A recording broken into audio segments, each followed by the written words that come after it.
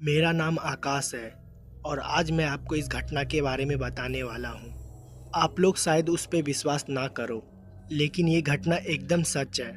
मैं किसी भी तरह की कोई कहानी नहीं बना रहा हूँ। ये घटना मेरे ही साथ हुई थी। मुझे लगता था कि एक भूत मेरा दोस्त है। हाँ, दरअसल ये घटना 2003 की है। मैं अपने गांव गया हुआ था।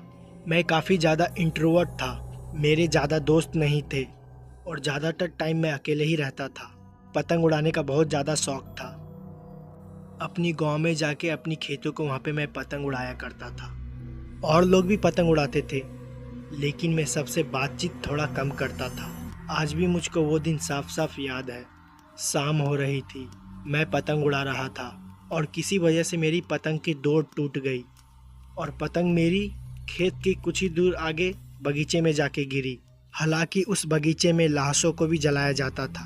हमारा गांव और आसपास के जितने भी गांव थे, वो अपने बुजुर्गों का अंतिम संस्कार वही बाग के किनारे करते थे और ज़्यादातर जितनी भी मौतें हमारे गांव में आसपास होती थी, वहीं पे सारे शवों को जलाया जाता था। हालांकि मुझको इसके बारे में पता था, क्योंकि वहाँ पे बोलते काली आत्माएं, काली रूह वहाँ पे घुमा करती है। वहाँ पे छोटे बच्चे और महिलाओं को जाना मना है। उस टाइम पिताजी चवन्नी या अठन्नी दिया करते थे कि वो बगीचे के बाहर गिरी हुई है। वो मुझे पैसा जल्दी नहीं देते थे, मेरे पैसे मांगने की आदत खराब ना हो जाए। तो मैंने सोचा कि वो पतंग को जाके उठा के ले आता हूँ। मैं पिताजी से दोबारा पैसा नहीं मांगूंगा। मेरे दिमाग में क्या आया, मैंने अपनी चरखी वहीं पे छोड़ दी और उसी जंगल की तरफ पतंग उठाने के लिए चला गया। जब मैं वहाँ पे पहुँचा, पतंग वहाँ पे मुझे दिखी ही नहीं। मेरी पतंग जंगल के अंदर थी। हालांकि संटी और डोर जो पतंग में बंधी हुई थी, साफ साफ देख सकता था कि पेड़ पे से होते हुए नीचे जमीन पे आके गिरी है।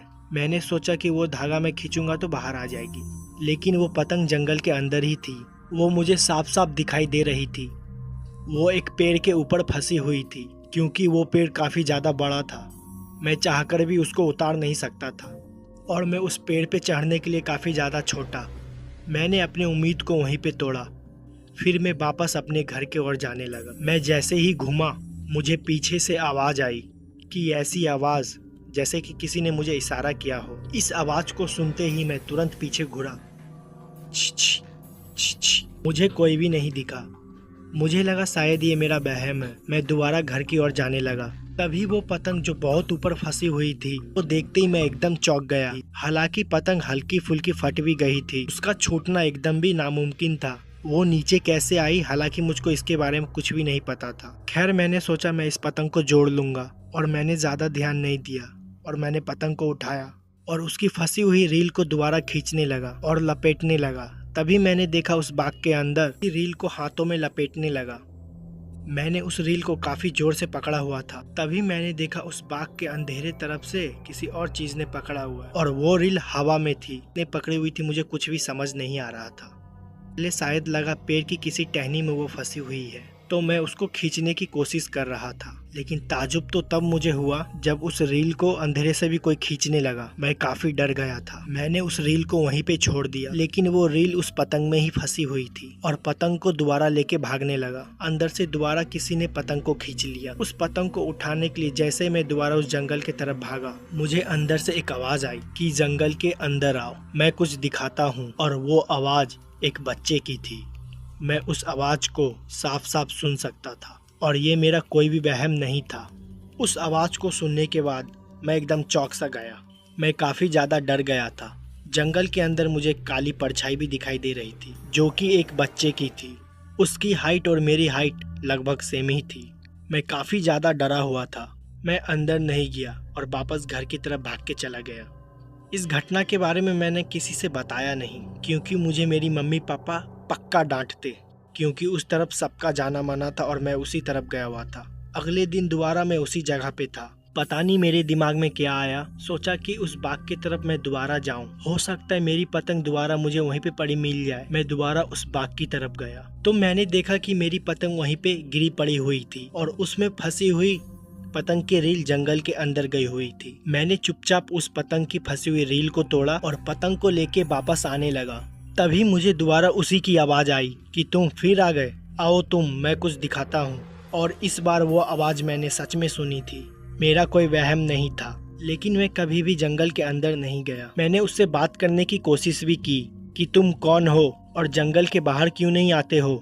उसने कहा मैं तुम्हारा दोस्त हूँ और वो एक भूत था। मुझे अपने कानों पे विश्वास नहीं हो रहा था। उससे बात करते वक्त मुझे ऐसा लग रहा था कि मैं कोई सपना देख रहा हूँ। मैं फिर वहाँ से चला गया। फिर मैंने इस घटना के बारे में अपनी मम्मी को बता ही दिया। मम्मी मुझ पे तुरंत गुस्सा करने लग गई, आखिर तू उस तरफ गया ही क्यों था। उन्होंने ये बात पापा को बता दी और पापा भी मुझ पे गुस्सा करने लगे। अजीब तो तब हुआ जब मैं रात को अपने कमरे में सो रहा था। हालांकि मुझे कोई भी दिखाई नहीं दे रहा था और वो आवाज़ मुझे फिर से सुनाई दी। मुझे उसके होने का कुछ भी महसूस नहीं हुआ, लेकिन बस वो आवाज़ मुझे सुनाई दी और लगातार वो आवाज़ मेरे कानों में आ रही थी। धीरे धीरे उस आवाज़ से मुझे डर लगने लगा था। इसके बारे में मैंने मम्मी को बताया। मम्मी को किसी भी तरह की कोई भी आवाज़ नहीं सुनाई दे रही थी और उनको लगा मुझे कि वहम हो गया। कुछ दिन में मेरी तबीयत भी खराब होने लगी और सर भी घूमने लगा। उल्टी वगैरह आना बहुत ही नॉर्मल हो गया मेरे लिए। कंडीशन काफ़ी ज़्यादा सीरियस हो गई थी। मम्मी ने डॉक्टर को दिखाया। उन्होंने बोला शायद फूड पॉइजनिंग हुआ है, फूड पॉइजनिंग की वजह से हो रहा है। लेकिन ऐसा कुछ भी नहीं था, क्योंकि मैं बाहर का कुछ खाता भी नहीं था, तो मुझे फूड पॉइजनिंग हो भी नहीं सकती थी। पता नहीं पापा के दिमाग में क्या आया। उनको जब वो बात पता चली थी जंगल के उस हिस्से पे मैं जाता हूँ, तो उसी वक्त वो मुझ पे शक करने लगे थे। उन्होंने फिर अपने जान पहचान के पुजारी से बात की। उस पुजारी को मेरा पहना हुआ एक कपड़ा दिखाया और पुजारी उस कपड़े से ही समझ गया कि मुझ पे कोई आत्मा का साया है और वो साया एक बच्चे की आत्मा का है। हालांकि वो आत्मा मुझे किसी भी तरह की नुकसान नहीं पहुंचा रही थी, लेकिन उसके मेरे पास होने से मेरी तबीयत खराब हो रही थी। पुजारी का ये कहना था उस आत्मा से सिर्फ मैं ही बात कर सकता था। काफी अजीब सी घटना थी ये, लेकिन ये मेरे साथ ही घटी। फिर किसी तरह उस पुजारी ने कोई ताबीज बनाई, वो मुझे पहना दी। हालांकि मम्मी इस ताबीज वगैरह किसी भी बात पे विश्वास नहीं करती थी। उनको सिर्फ पूजा पाठ से ही मतलब था, क्योंकि उनको ताबीज वगैरह एक काला जादू लगता था। वो पूजा वगैरह भी बहुत किया करती थी। खैर, एक हफ्ते बाद मेरी तबीयत दोबारा ठीक होने लगी और वो जो आवाज मुझे सुनाई देती थी वो भी सुनाई देना बंद हो गई। मुझे उस दिन से उस जंगल के हिस्से में जाने के लिए एकदम मना कर दिया गया कि मुझे कैसा लगता था। ये घटना धीरे धीरे पूरे गांव में भी फैल गई। लोग इस चीज के बारे में मेरे से पूछते भी थे, आखिर वो चीज दिखती कैसी थी। मैंने इसके बारे में कभी भी किसी को कुछ ज्यादा बताया ही नहीं, क्योंकि मुझको इसके बारे में बात करना बिल्कुल भी अच्छा नहीं लगता है। क्योंकि मैंने सुना है इन सब चीज के बारे में बात करो तो ये दोबारा तुम्हारे तरफ अट्रैक्ट होने लगती है। इस घटना के करीब 3 या 4 साल बाद मैंने घर छोड़ दिया और बाकी की पढ़ाई वहीं से कंटिन्यू की। फिर मैं अपने नानी के वहाँ चला गया था और फिर ऐसी घटना कोई भी मेरे साथ नहीं घटी। मेरा नाम पवन है और मेरी उम्र करीब 30 साल की है। ये घटना मेरे साथ तब घटी थी, उस टाइम करीबन मेरी उम्र 9 साल की थी। मेरे पिताजी की रेलवे में सरकारी नौकरी थी, तो सरकारी नौकरी की वजह से उनको सरकारी आवाज़ भी मिला हुआ था। और इतने साल पुरानी सरकारी आवाज़ की हालत तो आप लोग समझ ही रहे होंगे। वो बहुत ज़्यादा बेकार थी। पुराने मकान जिनमें ढंग से पेंट भी नहीं किया हुआ था। हमें जो घर अलॉट किया हुआ था वो एक बिल्डिंग थी। उस बिल्डिंग में हमारा 3रे मंजिल पे एक अपार्टमेंट था जिसमें 2 रूम था और वो अंदर से देखने में काफ़ी ज़्यादा अजीब लगता था। पेंट आधे उखड़े हुए थे और दोनों कमरे में बहुत ही गंदी सीलन भी थी। किचन भी काफ़ी ज़्यादा गंदा था। लेकिन हम लोग शिफ्ट हुए थे तो हम लोग को वहीं पे रहना था। उससे पहले हम लोग रेंट पे रहते थे। मम्मी भी काफ़ी ज़्यादा खुश थी क्योंकि रेंट का पैसा बचने वाला था। अब उस पैसे को हम लोग नए मकान के लिए सेव कर सकते थे। मुझे उस घर में बहुत ही ज़्यादा अजीब लगता था।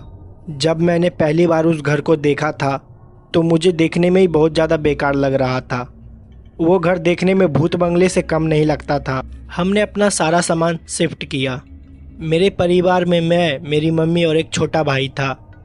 मैं और मेरा छोटा भाई एक कमरे में रहते थे और मेरी मम्मी पापा दूसरे कमरे में। जिस कमरे में मैं और मेरा छोटा भाई रहते थे वो काफ़ी ज़्यादा छोटा था और उस कमरे से सीलन की काफ़ी ज़्यादा बदबू भी आती थी।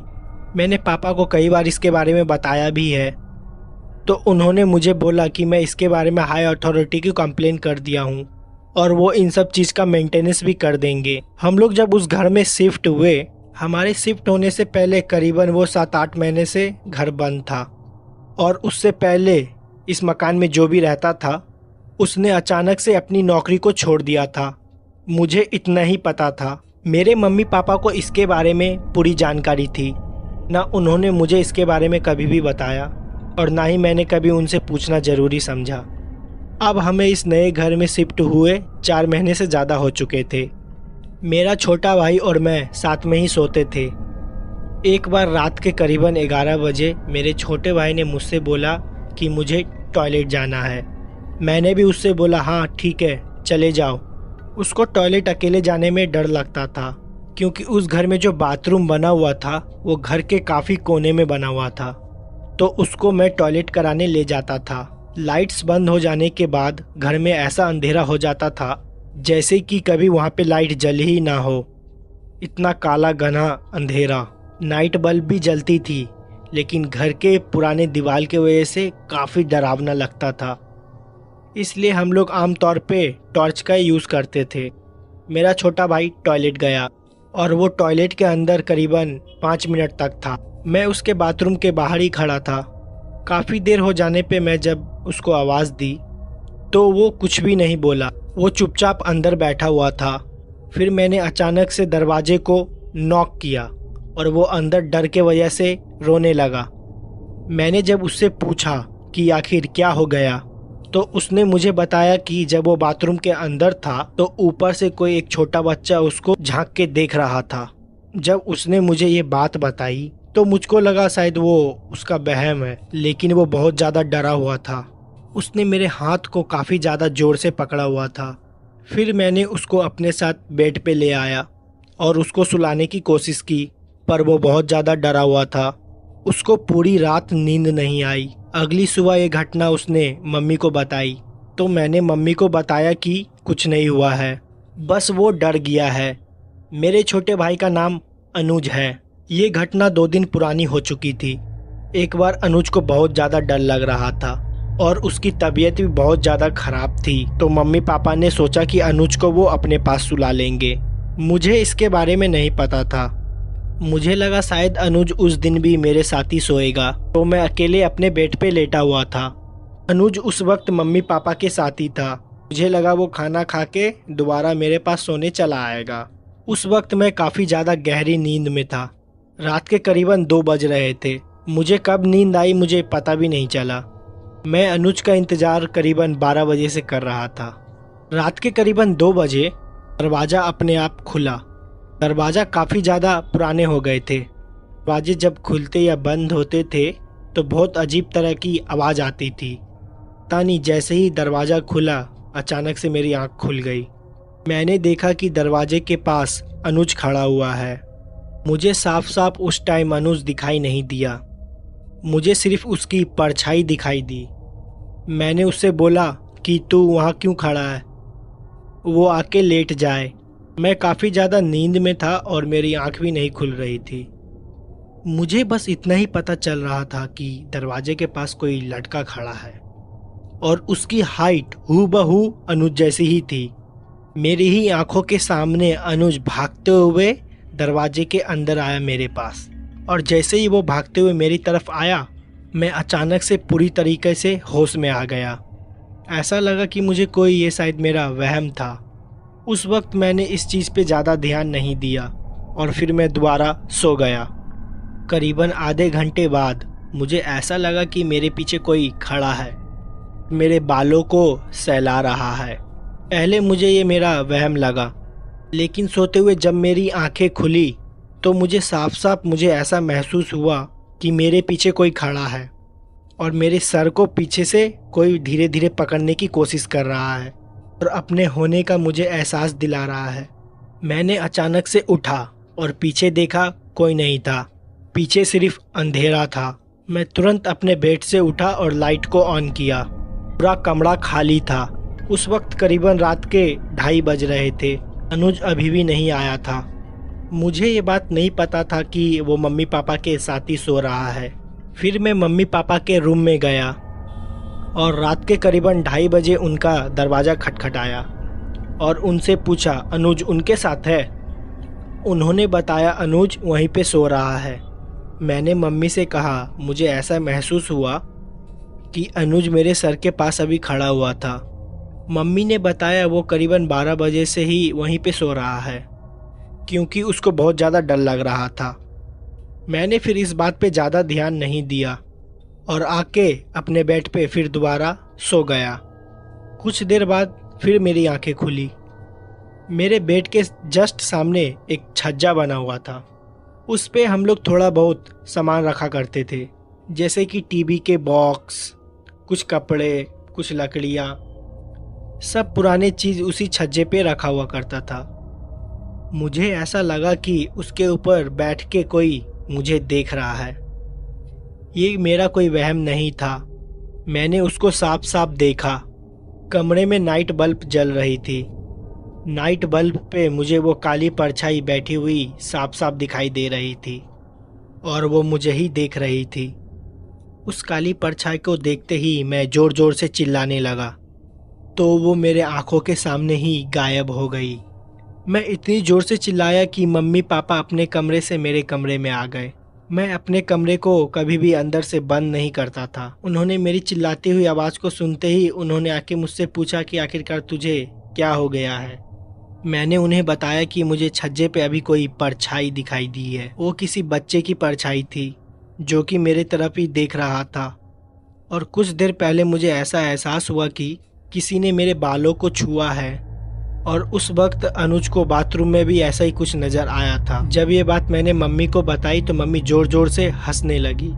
उनको लगा कि मुझे किसी तरह का वहम हुआ है, लेकिन वो मेरा कोई वहम नहीं था। उस रात मेरे पापा मेरे कमरे में सोए। मैं और छोटा भाई अनुज मम्मी के कमरे में जाके सो गए। मुझे बहुत ज़्यादा डर लग रहा था। मैं और अनुज दोनों भाई रात भर नहीं सोए। अगले ही दिन हम लोग स्कूल चले गए और स्कूल से आने के बाद थोड़ी भी देर घर में नहीं रुके। हम लोग अपने दोस्तों के साथ खेलने बाहर चले गए और कुछ दिन तक हम लोग मम्मी पापा के साथ ही सोए। हमें बार बार ऐसा एहसास होते रहा हमारे बगल में कोई खड़ा होकर हमारी बातें सुन रहा है, या कोई काम करते वक्त हमें ऐसा लगता था कि अचानक से हमारे बगल से कुछ निकल के गया है। कई बार तो किचन से अचानक से बर्तन गिरने की आवाज़ भी आती थी, लेकिन मम्मी ने इस सब बातों पे ज़्यादा ध्यान नहीं दिया। लेकिन हम और अनुज दोनों इस बात पे ध्यान दे रहे थे।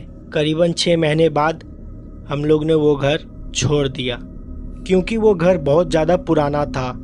पापा ने उस घर के अगेंस्ट कंप्लेन भी डाली थी कि वहाँ की वायरिंग बहुत ज़्यादा ख़राब है। कभी कभी वहाँ पे रात में अपने आप शॉर्ट सर्किट भी हो जाता था। जब वो घर हमसे छूटा, उसके कुछ ही दूर ब्लॉक्स हमें दूसरा घर मिल गया, और उस ब्लॉक में जो हमें घर मिला था और उसके पड़ोसी वही लोग थे जो हम लोग से पहले उस घर में रहते थे। उनसे जब पापा की बातचीत हुई तो पापा ने उनसे पूछा कि आप लोग वो घर क्यों छोड़ दिए थे। तो उन्होंने पापा और मम्मी को बताया उन्होंने इस घर को इसलिए छोड़ा था कि वहाँ पे उनको किसी बच्चे की आवाज़ आती थी। कोई बच्चा रात भर खेला करता था और कभी अचानक से किसी बच्चे की परछाई दिख जाती थी, और कभी कभी तो उनको ऐसा लगता था उनकी गैर मौजूदगी पे कोई बच्चा उनके घर में उछल कूद रहा हो और उसकी आवाज़ भी आती है। कई बार तो रात में उनको उस बच्चे की परछाई भी दिखाई दी जो कि टहला करती है। जब मम्मी पापा को ये चीज़ पता चली तो उनको मुझ पे विश्वास हो गया था। उनको विश्वास हो गया था कि मैंने उनको जो भी बात बताई और मैंने अनुज ने जो भी महसूस किया वो एकदम सच था। वो हमारा कोई वहम नहीं था, ना ही हम दोनों झूठ बोल रहे थे। वो घर कितना पुराना था और उस घर में वो भटकती हुई बच्चे की आत्मा, इसके बारे में मम्मी पापा को कुछ भी पता नहीं चला और ना ही हम लोग ने जानने की कोशिश की। और जब पुराने लोगों से उस घर के बारे में पूछा गया तो उनको भी इस घर के बारे में कुछ भी नहीं पता चला। अब तो धैर्य उस बिल्डिंग को तोड़ दिया गया है और नए अपार्टमेंट बन गए हैं, लेकिन हो सकता है उस बच्चे की आत्मा आज भी वहीं पे भटक रही हो। तो इस घटना में बस इतना ही। मेरा नाम मनोज है, मैं सीतापुर का रहने वाला हूँ। ये घटना 2009 की है। मधु चाची अपना सारा काम निपटा के ही सोने जाती थी। रात में खाना बनाने के बाद वो देर रात तक बर्तन मांज के सोने जाती थी। देर रात बर्तन मांज के साफ सफाई करके सोने जाती थी। हमारा गांव काफ़ी ज़्यादा पुराना था, ठीक से डेवलपमेंट भी नहीं हुआ था। हमारे गांव में करीबन 200 घर थे 200 घर में केवल 6 नल कुएं के पास बने हुए थे। सरकार ने कई नलों को तो कई सालों से सर्विस भी नहीं कराया था। मधु चाची उन्हीं नल में से एक नल पे रात को बर्तन धो रही थी। वो नल हमारे ठीक घर के सामने था, तो हमें पानी लेने में काफ़ी ज़्यादा आसानी होती थी। हमारे गांव में ढेर सारे बड़े बड़े बर्तन होते थे। मेरा परिवार भी काफ़ी ज़्यादा बड़ा था। बड़ी बड़ी पटरियाँ, बड़ी बड़ी कढ़ाई, कुकर का तो ज़माना भी नहीं था हमारे टाइम में। बर्तन को अच्छे से मांजने के लिए मधु चाची चावल का भूसी का उपयोग करती थी, जिससे बर्तन बहुत अच्छे से मंजते थे और साफ सफाई भी बहुत अच्छी हो जाती थी। वो घर में लेडीज़ में सबसे छोटी थी और इसलिए वो सारा काम ख़त्म करके ही सोने जाती थी, ताकि दिन में उनको ज़्यादा काम ना करना पड़े। मधु चाची की अक्सर तबीयत खराब रहती थी। मेरे चाचा और मेरे घर वाले उनसे बोलते थे कि ज़्यादा काम ना करे, थोड़ा आराम भी कर लिया करे, लेकिन वो बात ही नहीं सुनती थी। अपनी दवाइयाँ भी समय से नहीं खाती थी। बस सबसे ऐसे ही बोला करती थी, ये तो नॉर्मल जुकाम है, बस ऐसे ही ठीक हो जाएगा। लेकिन उनकी ये बीमारी कुछ और ही थी। अंदर धीरे धीरे वो बीमारी बढ़ते चली गई। एक दिन रात के करीब 1 बजे मधु चाची अपना सारा काम खत्म करके आई और जैसे ही सोने जा रही थी, अचानक से उनके सर में बहुत तेज दर्द उठा और वो बेहोश हो गई। उनको सब कोई उठाया, लेकिन वो नहीं उठी। उस वक्त हॉस्पिटल भी हमारे गांव से काफ़ी ज़्यादा दूर में था। हमारे घर से 2 घर छोड़ के एक वैद्य जी रहते थे। उनको तुरंत बुला के लाया गया। वैद्य जी ने जब मधु चाची की नाड़ी चेक की तो उनकी नाड़ी नहीं मिल रही थी। उनकी हार्ट बीट भी बंद हो चुकी थी और वो मर चुकी थी। इतना जल्दी उन्हें क्या हो गया, कुछ समझ में नहीं आया। किसी तरह उनको रात में सब कोई अस्पताल भी लेके गए। अस्पताल पहुंचने के बाद जब डॉक्टर ने उन्हें चेक किया तो वो मर चुकी थी। वजह किसी को नहीं पता थी। काफ़ी कोशिश करने के बावजूद भी जब वो होश में नहीं आई तो उनको मृत्यु घोषित कर दिया गया। उसी रात मधु चाची को सबको घर लाया गया। घर लाने से पहले उनके शरीर को एक गाड़ी में रखा गया था, जो कि शायद लाश ले जाने को काम आती थी। वो वही हॉस्पिटल के पास मिले थे। उनके मृत्यु शरीर को उस गाड़ी में रखने के बाद उसी में चाचा भी बैठ गए थे और मेरे पापा भी। ड्राइवर गाड़ी चला रहा था। गांव के कुछ और लोग थे जो अपने मोटरसाइकिल से आ रहे थे। गाड़ी उसी वक्त रास्ते में चल रही थी। उस वक्त बारिश भी काफ़ी तेज होने लगी थी और मौसम भी थोड़ा ख़राब चल रहा था। अस्पताल से करीब हमारा घर करीब 11 किलोमीटर का था। वो लोग गाड़ी से आ रहे थे। जिस गाड़ी में मधु चाची का मृत्यु शरीर था, उस गाड़ी का टायर थोड़ी दूर आते जंगल में पंक्चर हो गया। दरअसल वो जंगल नहीं था, वो हमारे गांव का आम का बाग था। उस बाग में कई लोगों को पेड़ थे। कई लोग वहीं पे जाया करते थे जब उन्हें फल या किसी अन्य चीज़ की ज़रूरत पड़ती थी। उस गाड़ी का टायर वही बाग के साइड में पंक्चर हुआ था। वहाँ पे ढेर सारे मृत्यु शरीर भी जलाए जाते थे। वो इलाका हमारे गांव का थोड़ा पहाड़ी इलाका था। गांव के अंदर आने से पहले वही इलाका से होके आना पड़ता था, जो कि काफ़ी ज़्यादा बेकार चीज़ थी। क्योंकि हमारे गांव में जब भी कोई शुभ चीज़ होती थी, किसी के यहाँ बच्चा पैदा हुआ या किसी की शादी हुई, तो उसी एरिया से होके ही आना पड़ता था। गांव वाले ने कई बार उस रास्ते को बंद करने की भी सोची, लेकिन कभी किसी को मौका ही नहीं मिला। लोग उसी रास्ते से लगातार आना जाना किया करते थे, इसलिए इस चीज़ को सब कोई भूल गए। गाड़ी पंक्चर होने के बाद गाड़ी के ड्राइवर ने टायर को चेंज किया। बारिश बहुत तेज हो रही थी। उसको टायर चेंज करने में थोड़ा समय लग गया। गांव के बाकी लोग जो बाइक से आ रहे थे, वो थोड़ा पीछे ही रुक गए थे, क्योंकि बारिश बहुत ज़्यादा तेज हो रही थी।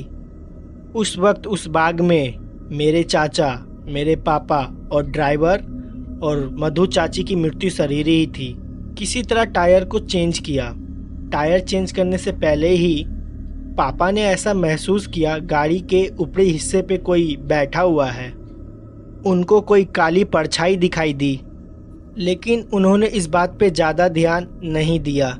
क्योंकि उस वक्त चाचा काफ़ी ज़्यादा परेशान थे, तो उन्हें संभालना ज़्यादा ज़रूरी था। उस वक्त ही गाड़ी को बारिश में हमारे घर ले जाया गया। मुझे आज भी साफ साफ याद है, मैं जग रहा था जब वो गाड़ी आई। पापा और चाचा चाची की शरीर को उतार रहे थे। मम्मी ने मुझे अंदर भेज दिया था, लेकिन तभी मम्मी ने मुझे घर भेज दिया। लेकिन मैं खिड़की से सब कुछ साफ साफ देख रहा था। उनके शरीर को उतार के ज़मीन पे रखा गया और बगल में ही तनके को सुलगा दिया गया, क्योंकि बगल में धुआं रहे और आग जलती रहे। कहते हैं मृत्यु शरीर के पास हमेशा आग जलती रहना चाहिए और लोहे का भी सामान कुछ रखा रहना चाहिए, नहीं तो नकारात्मक आत्माएं शरीर के अंदर प्रवेश करने की कोशिश करती है। बारिश काफ़ी ज़्यादा तेज हो रही थी। पूरा गांव एकदम ज़्यादा शांत था। इसके वजह से तो आधा गांव अपने घर से बाहर भी निकल के नहीं आया था। चाची का शरीर बरामदे में ही रखा हुआ था। अभी भी उसमें कोई क्रिया नहीं की गई थी, क्योंकि घर के कई लोगों को संदेश भेज दिया गया था। उनको भी आने में थोड़ा समय लगने वाला था। बारिश की वजह से उनको कोई साधन भी नहीं मिल रहा था। उस वक्त घर में मैं, मम्मी, पापा, चाचा और हमारे दादाजी ही थे। हम सब लोग जग रहे थे और उनका शरीर बरामदे में ही रखा हुआ था। बारिश बहुत ज़्यादा तेज हो रही थी और बादल भी बहुत गरज रहे थे। बादल की गरज और हल्के फुल्की रोशनी चाची के मृत्यु शरीर पर पड़ रही थी, जो कि पुराने डबल बेड के चादर से ढका हुआ था। एक एक करके धीरे धीरे सब कोई सोने लगे। चाचा जग रहे थे। चाचा पूरी रात चाची के बगल में ही बैठे रहे। काफ़ी ज़्यादा थकान हो रही थी उनको, जो कि उनके चेहरे पे साफ साफ झलक रही थी। पापा ने चाचा को जाके बोला कि वो थोड़ी देर आराम कर ले, क्योंकि कल बहुत काम करना है। अगर वो जगते रहेंगे तो उनकी भी तबीयत खराब हो जाएगी। चाचा सो नहीं रहे थे, लेकिन पापा ने ज़बरदस्ती उनको सोने के लिए भेज दिए। वो कर भी क्या सकते थे, पूरा घर एकदम शांत था और पूरे गांव में किसी कुत्ते भौंकने की भी आवाज़ नहीं आ रही थी। बस दो आवाज़ ही सुनाई दे रही थी, बारिश की और बादल की गरज। इसके अलावा और कुछ सुनाई नहीं दे रहा था। सब कुछ एकदम शांत था। किसी को पता भी नहीं चला। बारिश की कुछ बौछारें इतनी तेज थी, वो चाची की मृत्यु शरीर तक गिर रही थी और उनके बगल में जो जलता हुआ गोबर का उपला यानी कि कंधा रखा हुआ था, उस पर भी जाके गिर रही थी। कुछ देर बाद वो जो उपला जल रहा था, पानी की वजह से बुझ गया और वहाँ पे धुआं होना बंद हो गया और आग एकदम शांत हो गई। दादाजी सो गए थे। मम्मी भी मेरे बगल में ही सो रही थी, लेकिन मुझे नींद नहीं आ रही थी। चाचा भी आराम कर रहे थे। उनको भी कुछ समझ में नहीं आ रहा था, इसलिए वो अपने कमरे में जाके चुपचाप बैठे हुए थे। पापा चाची के मृत्यु शरीर के पास ही बैठे हुए थे। मुझे साफ साफ याद है, उस वक्त रात के 2 या 2:30 बज रहे थे। मुझे साफ साफ याद है, उस वक्त रात के 2 या 2:30 बज रहे थे। एक जोरदार बिजली कड़की। जिस कमरे में मैं और मम्मी लेटे हुए थे, उसका दरवाज़ा नहीं बंद था, उसमें बस पर्दा लगा दिया था और दरवाज़ा इसलिए नहीं बंद किया गया था ताकि किसी को भी किसी चीज़ की ज़रूरत हो तो मम्मी जाके उसे दे दे। हमारे घर में सिर्फ 2 ही महिला थी, एक मेरी मम्मी और एक चाची। चाची अब ख़त्म हो गई थी। उस वक्त मैं चुपचाप अपनी कमरों में लेटा हुआ था और दरवाजे के बाहर ही देख रहा था। बादल की गरजने की रोशनी, मुझे दरवाजे पे साफ साफ गरजने की आवाज़ सुनाई दे रही थी। उसी रोशनी में मैंने किसी को एक तरफ से दूसरी तरफ जाते हुए देखा और वो कोई महिला थी। मैंने साफ साफ उन्हें देखा था। ये मेरा कोई वहम नहीं था। उसने साड़ी पहनी हुई थी, एक तरफ से दूसरी तरफ घर के अंदर जा रही थी, मतलब घर के बरामदे से होते हुए किचन की तरफ। मुझे समझ में नहीं आया मैंने क्या देखा। मैं थोड़ा सा डर भी गया था, पर मुझे लगा शायद गांव की कोई महिला आई होगी। चाची की एक सहेली थी जिसका नाम सुषमा था। वो अक्सर चाची से मिलने आया करती थी। सुषमा को अभी तक चाची की मौत के बारे में पता नहीं चला था, तो वो शायद मिलने आई होगी। मैं तुरंत अपनी बिस्तर से नीचे उतरा और मैंने सोचा मैं जाके सुषमा चाची को सब कुछ बता दूं, लेकिन वो गायब हो गई। ऐसा लगा हो कि वो एकदम हवा हो गई हो। मैं कमरे से बाहर निकल के किचन की तरफ जाके देखने लगा। मुझे कुछ भी दिखाई नहीं दिया। मैं फिर दोबारा घर के बाहर के तरफ गया और मैं एक चीज़ देख के एकदम हैरान हो गया। मेरी चाची का मृत्यु शरीर वहाँ पे नहीं था और जिस चादर से उन्हें ढक रखा था वो नीचे की तरफ पड़ा हुआ था। जिस तसले में गोबर के उपले जल रहे थे उसमें पानी भरा हुआ था और मेरे पिताजी वहीं पे बगल में कुर्सी पे बैठे हुए सो गए थे। दादाजी अपने कमरे में सो रहे थे और मम्मी भी अपने कमरे में सो रही थी और चाचा जी ने अपने कमरे के दरवाजे को अंदर से बंद किया हुआ था। उस वक्त पूरे घर में मैं ही जग रहा था। हमारे घर में छत की ओर जाने के लिए एक सीढ़ियाँ हैं। वो सीढ़ियाँ चारों तरफ मोटी मोटी दीवारों से घिरी हुई है। उसमें ज़्यादा रोशनी भी नहीं जाती है, लाइट भी नहीं थी, अंधेरा भी काफ़ी ज़्यादा था। छत पे जाने के लिए जब मैं उन सीढ़ियों से गुजरता हूँ तो ऐसा लगता है कि कोई अंधेरे कमरे से गुजर रहा हूँ। मुझे छत के ऊपर से छत की दरवाज़ा खुलने की आवाज़ आई। हमारे यहाँ का किचन का एरिया जहाँ पे सब कोई ज़मीन पे बैठ के खाते हैं, उसके ऊपर कोई भी छत नहीं है। वहाँ से डायरेक्ट आसमान से पानी चबूतरे पे ही गिरता है। मैं अपने आप को उन पानी को बूंदों से बचाते हुए सीढ़ियों की तरफ गया। मैंने सोचा कि मैं सीढ़ियों की तरफ जाऊं। जैसे ही 2 सीढ़ियाँ चढ़ के अंधेरे के तरफ घूमा, मुझे ऐसा महसूस हुआ कि उन सीढ़ियों पे कोई बैठा हुआ है। मुझे अंधेरे में साफ साफ दिखाई दे रहा था कि कोई अंधेरे में है। सीढ़ियों के ऊपर का दरवाज़ा खुला हुआ था। उनसे मुझे चमकती हुई परछाई से मुझे साफ साफ दिखाई दे रहा था वो कोई औरत थी। मैं समझ गया था वो कोई और नहीं, चाची ही है, क्योंकि उनका शरीर वहाँ पे नहीं था। मैं बहुत ज़्यादा डर गया था। मैं उन्हें देखते ही ज़ोर ज़ोर से चिल्लाने लगा। वो बहुत ज़्यादा अजीब लग रही थी। मेरी ही आंखों के सामने सीढ़ियों पे बैठ के मुझे घूर रही थी और पीछे चमकती हुई बिजली मुझे आज तक याद है। उनको देखते ही मैं ज़ोर ज़ोर से चिल्लाने लगा और सीढ़ियों से नीचे उतर आया। मैं किचन के सामने उसी चबूतरों से भागते हुए जा रहा था जहाँ पर पूरा पानी चबूतरे के ऊपर पड़ा हुआ था। मैं वहाँ पे फिसल गया और जाके सीधा चाचा के कमरे से लड़ा। मेरी चिल्लाने की आवाज़ सुनकर पापा सीधा उठ गए और मम्मी भी उठ गई। चाचा भी अपने कमरे से तुरंत बाहर आए। उन्होंने देखा मैं ज़मीन पे गिरा हुआ हूँ। पापा का जैसे ही आँख खुला, पापा ने देखा चाची का शरीर वहाँ पे नहीं है। वो सब लोग भागते हुए मेरे पास आए तो मैंने उन्हें बताया कि चाची ऊपर सीढ़ियों के पास बैठी हुई है। मैं जैसे ही सबको ये बात बताई, सब एकदम हैरान हो गए। पापा और चाचा तुरंत सीढ़ियों की तरफ भागते हुए गए। उन्हें वहाँ पे कोई भी नहीं दिखा, लेकिन सीढ़ियों के ऊपर का दरवाज़ा एकदम खुला हुआ था। दोनों लोग छत पे गए और वो देख के हैरान हो गए। चाची का शरीर छत के बीच में ही पड़ा हुआ था, बारिश में भीग रहा था और उनके पूरे कपड़े खुले हुए थे। ऐसा लग रहा था कोई उनके शरीर में घुस के ये सब हरकत कर रहा है। बाल पूरे बिखरे हुए थे, मुंह खुला हुआ था और आंखें एकदम पत्थर की हो गई थी और पलट गई थी। उस दृश्य को देख के पापा और चाचा बहुत ज़्यादा डर गए थे। उनकी हिम्मत नहीं हो रही थी कि वो लोग शरीर के पास जाए, लेकिन किसी तरह ऊपर का नाम लेते हुए वो लोग चाची के शरीर के पास गए। उन्होंने चाची का शरीर को हिलाने की कोशिश की। चाचा को लग रहा था शायद वो अभी भी जिंदा है और उठकर खड़ी हो जाएगी, लेकिन ऐसा कुछ भी नहीं हुआ। फिर चाचा और पापा उनके शरीर को उठाकर उसी जगह पर लेके आए और दोबारा आग जलाई। फिर वहीं पे सब लोग बैठे हुए थे। मम्मी ने मुझे दोबारा कमरे के अंदर भेज दिया, लेकिन मैं कमरे के अंदर नहीं रुक रहा था, इसलिए मैं दादाजी के पास जाकर सो गया।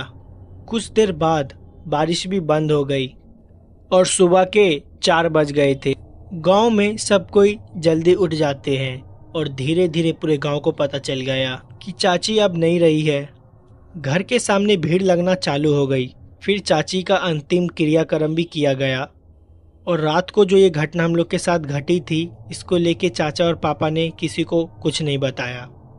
वापस आके दोबारा रात को उसी तरह हम लोग सब एक साथ बैठे हुए थे और आपस में बात कर रहे थे जो भी कल हम लोग के साथ घटा वो आखिर हुआ क्यों, और आगे ऐसी कोई अजीब सी घटना ना घटे इसका उपाय भी ढूंढने लगे।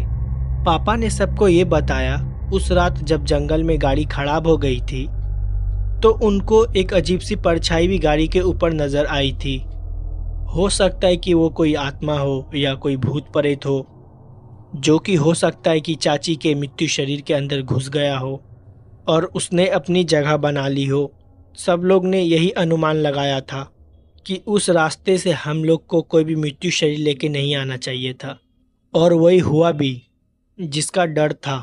खैर, फिर चाची के शरीर को वहीं पे जलाया गया जहाँ पर वो गाड़ी खराब हुई थी। हो सकता है वो आत्मा वहीं पे चाची के शरीर से बाहर निकल के चली गई हो। 13 दिन के बाद घर में पूजा पाठ हुई और पूरे घर को दोबारा शुद्ध किया गया। ऐसी फिर कोई भी घटना हमारे घर में दोबारा नहीं घटी, लेकिन उस दिन से दोबारा मुझे अपने ही घर में डर लगने लगा।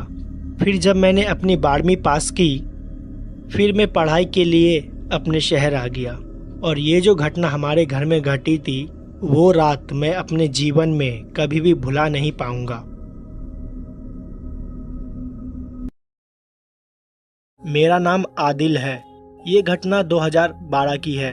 काफ़ी अजीब घटना थी ये। 2012 में मेरे पास कोई भी मोटरसाइकिल नहीं थी। मेरी अब्बू की तबीयत बहुत ज़्यादा खराब थी और नानी की भी तबीयत खराब थी। अम्मी को नानी के पास जाना था। अब्बू साइकिल चला नहीं सकते थे, इसलिए उन्होंने अपनी जगह मुझे भेजा था। मैं जैसे तैसे मम्मी को नानी के वहाँ पे छोड़ के वापस आ रहा था। इतनी भी शाम नहीं हुई थी कि मुझको रास्ता ना दिखाई दे या मुझे टॉर्च की जरूरत पड़े। मैं अपने घर वापस लौट रहा था। जिस रोड से मैं अपने घर को वापस जा रहा था, उसी के बगल से कच्ची रोड भी गई हुई थी। हमारा खेत बाकी लोग से एकदम अलग था। वहाँ पे हमारे खेत थे और अलग पीछे था। मेन रोड से मुझे मेरे खेत में जाने के लिए 500 मीटर एक्स्ट्रा चलना पड़ता है। पता नहीं मेरे दिमाग में क्या आया, मैं अपने खेत को देखने के लिए चला गया। मैंने सोचा कि मैं एक राउंड मार दूं। आमतौर पर रात को वहाँ पे जानवर आके फसलों को खराब कर दिया करते थे, इसलिए मैंने सोचा कि सारे फसलों को एक बार मैं दोबारा जाके देख लूं। अंधेरा ज्यादा नहीं हुआ था, लेकिन मैं जब रोड से लेके खेत तक गया, सूरज हल्का फुल्का डूब चुका था। मैं अपनी खेत को साफ साफ देख सकता था और वहाँ पे सारी फसलें ठीक ठाक बोई हुई थी। मेरे खेत के एकदम पीछे साइड में तभी मैंने ध्यान दिया, एक काली परछाई है, वो झुकी हुई थी और झुक झुक के धीरे धीरे आगे बढ़ रही थी। उस परछाई को देख के मुझे साफ साफ पता चल रहा था कि वो कोई जानवर की परछाई है। यहाँ पर मैं खड़ा हुआ था, वहीं पे मैंने अपने साइकिल खड़ी की और जोर जोर से चिल्लाने लगा, लेकिन वो वहीं पे टहल रहा था। मुझे लगा ये फसलों को खराब कर देगा। आमतौर पर जानवर आवाज़ सुनकर भाग जाते हैं, और मैंने अपने साइकिल को वहीं पे खड़ी की और परछाई के पास जाने लगा। मैंने सोचा अगर वो जानवर बड़ा होगा तो मैं उसे मार के भगा दूंगा, क्योंकि वो फसलों को खराब कर रहा था। उस टाइम मैंने अपने हाथ में एक भारी सी ईंट पकड़ रखी थी। मैं अकेला था, पर कोई भी नहीं था। मैं खेत के एकदम पीछे साइड में गया तो परछाई वहीं पे खड़ी हो गई। जब मैं उस परछाई के पास वहाँ पहुँचा और मैं साफ साफ उसे देख सकता था। जब वो परछाई रुकी, उसकी और मेरी करीबन दूरी 10 मीटर की थी। कुछ अजीब सी ही परछाई थी, वो कोई जानवर नहीं था। फिर मेरे आंखों के सामने परछाई 2 गुना बड़ी हो गई। पहले तो वो झुक के चल रही थी, मैं उसके आर पार भी देख सकता था। वो एक काली बड़ी परछाई थी। वो परछाई धीरे धीरे मेरे तरफ आने लगी। मैं कुछ कर भी नहीं पा रहा था। मैंने सोचा मेरे हाथों में जो ईंट मैं पकड़ा हुआ हूँ उसके तरफ फेंक दूं, लेकिन मेरे हाथ पैर भी काम नहीं कर रहे थे। ऐसा लग रहा था कि मेरे हाथ पैर बुरी तरह से जम गए हैं। वो परछाई धीरे धीरे मेरे पास आ रही थी। मुझे समझ नहीं आ रहा था ये मुझे क्या हुआ। मेरे गले से आवाज़ तक नहीं निकल रही थी। वहाँ से भागना चाह रहा था, लेकिन मैं भाग भी नहीं पा रहा था। फिर कुछ देर बाद मेरे पैरों में जैसे कि जान आ गई हो। मैं दोबारा अपनी साइकिल की तरफ भागा। साफ साफ उस चीज़ को महसूस कर सकता था कि परछाई भी मेरे पीछे ही भाग रही है। जैसे तैसे अपनी साइकिल के पास पहुंचा। मैंने अपने साइकिल को पकड़ने की कोशिश की। जैसे अपनी साइकिल पकड़ी, मेरी साइकिल हवा में उड़ गई। साइकिल हवा में 1 मीटर दूर पीछे जाके गिर गई। लग रहा था मेरी साइकिल को किसी ने उठा के जोर से फेंक दिया हो, लेकिन वहाँ पर मुझे कोई भी नज़र नहीं आ रहा था। इतना ज़्यादा डर गया था कि मैंने अपनी साइकिल को वहीं पे छोड़ दिया, रोड की तरफ चिल्लाते हुए भागने लगा। ऐसा महसूस भी हो रहा था कि मेरे पीछे कोई भाग रहा है। किसी ने मेरे कंधे को छूने की कोशिश की है। कि मैं मेन रोड के पहुंचा, पे ही जाके नीचे बैठ गया। तभी लोग वहां से आ जा रहे थे। जान पहचान के एक दोस्त थे, उन्होंने मुझे देख लिया। उन्होंने उसी वक्त अपनी साइकिल रोकी और मेरी हालत के बारे में पूछा। मैं उन्हें सब चीज़ बताई। मुझे दोबारा बताया कि हम लोग जाके वहाँ देखते हैं। मुझे दोबारा बोला चल के वहाँ पे दोबारा देखते हैं, पर मेरी हिम्मत नहीं जुटी जाने की। मैं उससे बोला कि वो मुझे घर छोड़ दे। उन्होंने कहा ठीक है। अब्बू की भी तबीयत ख़राब थी और दवाई भी देनी थी। जब मैं अब्बू के पास पहुंचा तो वो सो रहे थे। उन्होंने देखा कि मैं पैदल आया हूं। उन्होंने मुझसे साइकिल के बारे में पूछा। मैंने उनसे कहा कि साइकिल मेरे एक दोस्त के पास है, कुछ देर में वो मुझे साइकिल लाकर दे जाएगा। वो जिन्होंने मुझे मेरे घर तक पहुंचाया था, वो बाद में मेरे दोस्त के साथ मेरे खेत पे परछाई को देखने के लिए गए। उन्होंने बताया कि वहाँ पे कोई भी परछाई नहीं दिखी और मेरी साइकिल वहाँ रोड पे ही पड़ी हुई मिली। मैंने उन्हें बताया कि ये जो घटना मेरे साथ घटी ये एकदम सत्य थी। हालांकि वो मेरे बात पे विश्वास कर रहे थे।